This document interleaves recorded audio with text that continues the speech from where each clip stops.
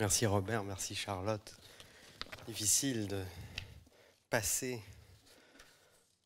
après ces deux très beaux discours. Si commencer à partir de soi-même, si commencer de soi à parler recèle déjà un certain paradoxe, à savoir dire en son nom propre ce qui le traverse, ce qui l'a traversé ou continuera au moins le temps de son expression à le traverser, et l'impouvoir de savoir ou de croire, soit par une connaissance déterminée ou une fragile foi, en quoi, par quoi, ni même pourquoi les mots peuvent ou pourraient demeurer adéquats à ce qui est dit ou fidèles à ce qui cherche à se dire. Si commencer à parler recèle déjà une certaine paradoxalité donc, autant commencer par vous dire que je ne tiendrai nullement la promesse qu'il m'a été demandé de vous faire ce soir. J'aurais aimé pouvoir la tenir. Cette promesse, c'est vous dire ce qui aura façonné mon désir de philosophie ou ce qui continue, bon gré, mal gré, à animer mes désirs de philosophie. J'aurais aimé être capable de livrer ce qui, dans mon vécu, me poursuit encore à vouloir désirer la philosophie. Et donc, pour évoquer le titre de notre soirée, à reprendre la voix, l'écriture, l'acte et la pensée philosophique face à un monde qui effraie et dont on ne sait pas de ce qu'il sera fait demain, ni de ce qui s'y fera après-demain. J'aurais aussi aimé être en mesure de vous livrer quelques mots d'espoir ou de consolation. Quelques mots de reprise, donc, exprimés depuis une expérience comprise, intériorisée et reconnue, et qui pourraient peut-être résonner avec vos propres vécus. Mais ces mots, ces mots feraient trop rapidement défaut et sonneraient bien creux. Et en même temps, l'on ne saurait demeurer dans le mutisme de cette paradoxalité, entre dire ou ne pas dire. Il faut, à un moment, aventurer des mots. Non pas tant pour dire ou s'entendre dire ce qu'on a été, ce qu'on est devenu, ce qu'on devient ou ce qu'on désire encore devenir, mais aussi pour ne pas laisser au silence le dernier mot. Même si la tentation est grande parfois de se murer dans l'aphasie, on ne peut pas ne pas aussi apercevoir une forme d'apaisement ou de quiétude, un lieu irréprochable et irrépréhensible, une espèce de fuite ou de dissimulation dans un espace tout aussi originairement insouciant que celui de la parole souveraine qui s'entend rappeler et commémorer les origines de ses désirs. C'est peut-être là toute la difficulté, le stress dont parlait Charlotte plus tôt, que nous éprouvons ce soir, alors qu'il nous faut risquer un ou des dires autour et depuis ce dont nous ne savons pas ni ne pouvons savoir dire, nos mots et nos silences, nos témoignages et nos parjures, nos dires et nos non-dits, sur ce que nous avons été comme ce que nous sommes aujourd'hui, tout comme ce qui, par là même, habitera nos devenirs et informera nos avenirs. Eh bien tout cela ne peut pas ne pas nous expulser chaque fois dans l'étrangèreté sans retour de nos propres noms. Comme si nous ne pouvions que dire ou taire une incessante expropriation de nos noms propres, de ce que cela signifie quand on se met à parler ou à se taire en son propre nom, de ce nom qui est le mien et le mien seul, de ce nom qui m'aura été donné et que j'aurai appris à dire, et auquel je me suis tout au long de ma vie efforcé à approprier, à faire mien et à pouvoir reconnaître comme étant le mien. Eh bien, j'ignore toujours depuis quel lieu il parle en moi, depuis quel lieu il m'appelle, ou s'il m'appelle moi, ou même s'il me parle à moi, et non pas à un autre en moi, dont je ne sais pas comment il ou elle s'appelle, ou s'il ou elle a quelque chose comme un nom. Ce nom qui est le mien, eh bien, j'ignore aussi en même temps s'il est mien. Je n'ignore pas sa filiation, et je pourrais en retracer l'histoire, vous entretenir un peu en vous racontant la promesse qui s'y est déposée quand il me fut donné à ma naissance et dans tout ce qu'il aura supposé. Mais tout cela ne saurait ni ne pourrait encore rien dire quant à ce qui s'entend ou se voit nommé par ce nom. En somme, il demeure toujours au fond de toute parole, de tout dire, de toute expression, la réitération, la reprise aussi de cette question.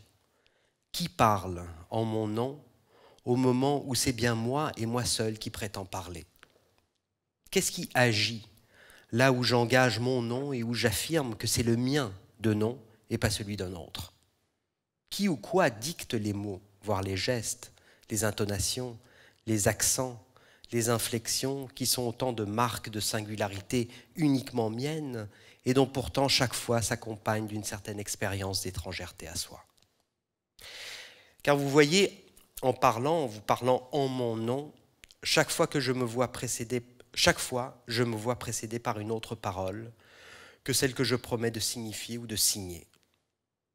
Ce serait là presque comme une certaine condition de la parole, comme si la parole, il n'y en avait que si elle venait de moi depuis déjà une autre source que moi, depuis quelque chose ou quelqu'un ou quelqu'une précédant et insufflant une certaine diction dans mon dire, et dont nous passerions tout notre temps à rechercher et donc à entendre, nous parler, à désirer, avant que nous parlions en notre nom.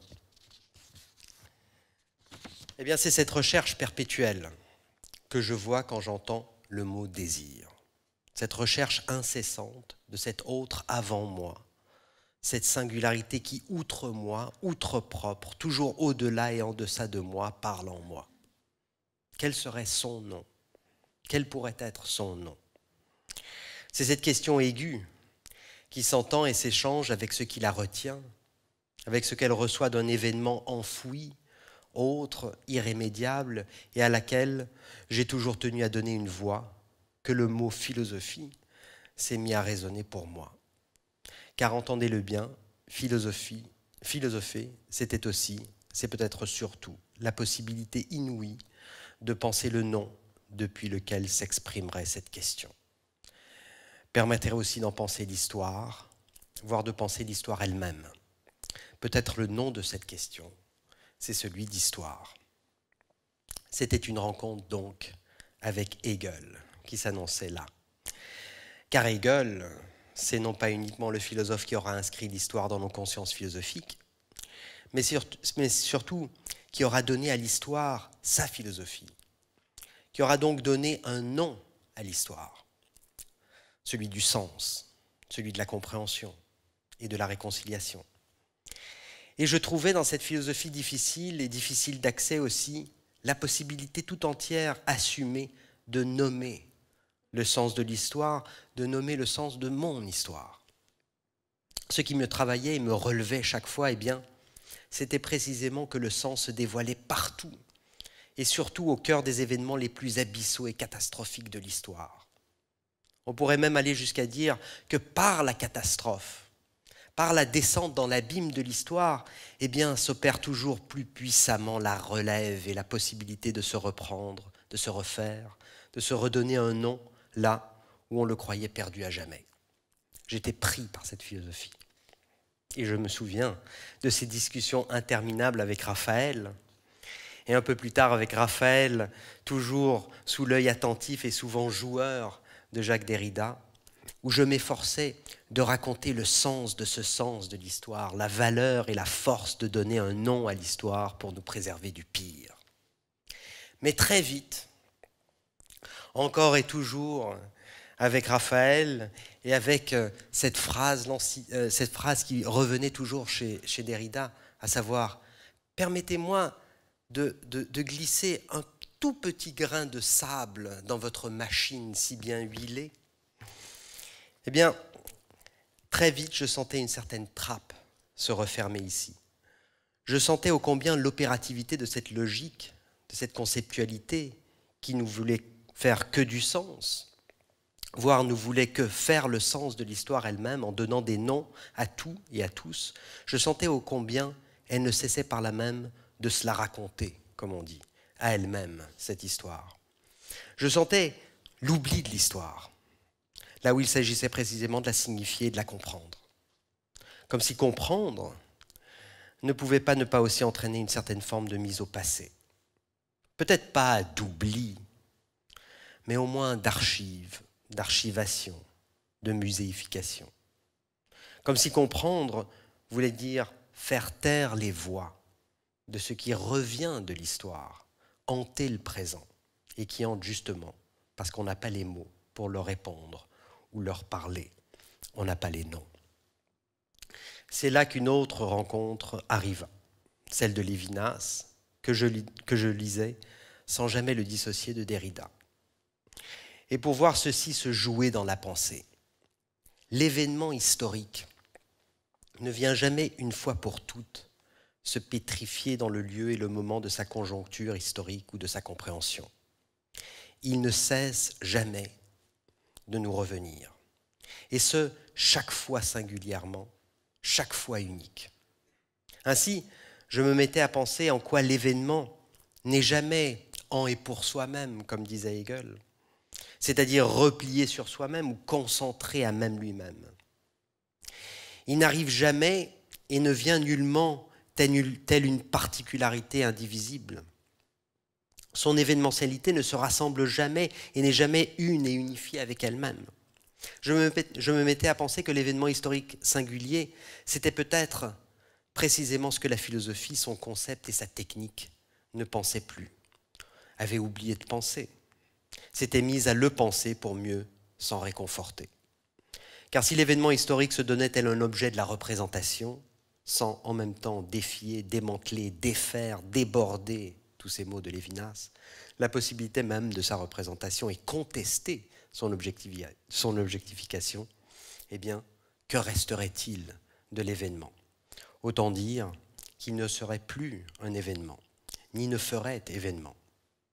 Il s'inscrirait gentiment et paisiblement dans une téléologie, toujours ordonnée par une compréhension du sens de l'histoire, là où tout événement ne serait déjà plus un événement, mais uniquement la confirmation d'une narration historique l'ayant compris et saisi. Je me mettais à penser donc quelque chose comme ceci. Peut-être ne faut-il pas chercher à combler les abîmes de l'histoire, les ruines et les décimer. Peut-être ne faut-il plus chercher à nommer l'innommable et commencer donc à penser autrement, et peut-être même autrement que par la pensée, l'inoubliable. Se loge encore en moi, dans ces inoubliables voix qui parlent avant moi, une certaine promesse. Cette promesse, tout entière tendue dans l'inoubliable, cette promesse de trouver une autre histoire, une autre langue, un autre nom dans mon nom, un autre nom au nom aussi de ceux et celles qui demeurent sans nom dans l'histoire, ai-je su, sais-je ou serais-je, en mon nom, l'entendre? Merci.